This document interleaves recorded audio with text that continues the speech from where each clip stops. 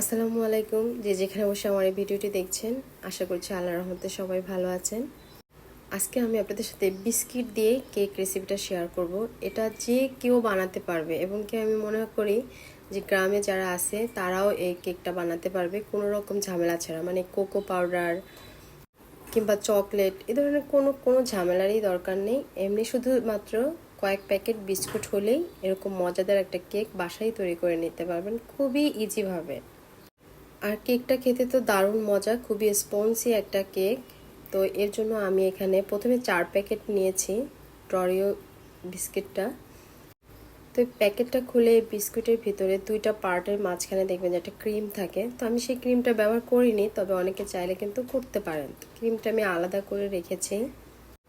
প্রথমে 4 প্যাকেট নিয়েছিলাম, কিন্তু পরে দেখি যে অনেক কমই হচ্ছে, পরে আরও আমি 2 প্যাকেট এখানে অ্যাড করছি। মানে মোট 6 প্যাকেটের বিস্কিটের কেক এটা আমার।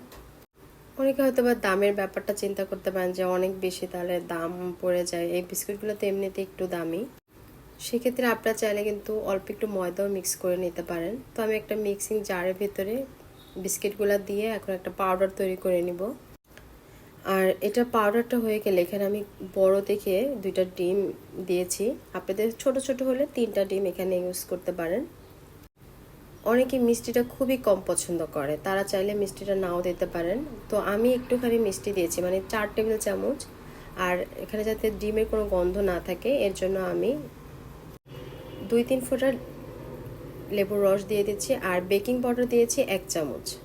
যদি আপনার কাছে বেকিং পাউডার না থাকে, সোডা থাকে, সেক্ষেত্রে হাফ চামচ সোডা দিয়ে নিলেই হয়ে যাবে। ব্যাস, কেকের ব্যাটার একদম রেডি। বলুন এর চাইতে ইজি কি কোনো কিছু হতে পারে?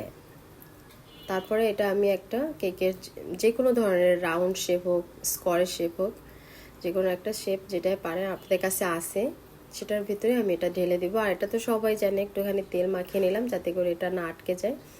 একটু টেপ করে দিলাম, তারপরে বালু দিলাম, বালুর ভিতরে স্ট্যান্ড বসিয়ে কেকটা আমি বসিয়ে দেবো। আমি এটা 1 ঘন্টা বেক করেছি। চুলার আঁচের কারণে অনেকের 30 মিনিট 40 মিনিট সময় লাগতে পারে। তো 1 ঘন্টা পরে দেখুন আমার এটা ফুলে মানে কতটা সুন্দর হয়েছে দেখতে।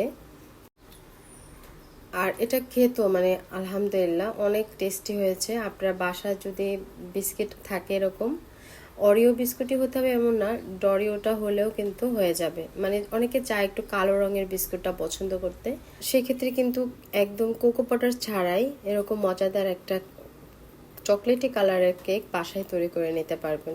তো ভালো লাগলে প্লিজ সাবস্ক্রাইব মাই চ্যানেল। আল্লাহ হাফেজ।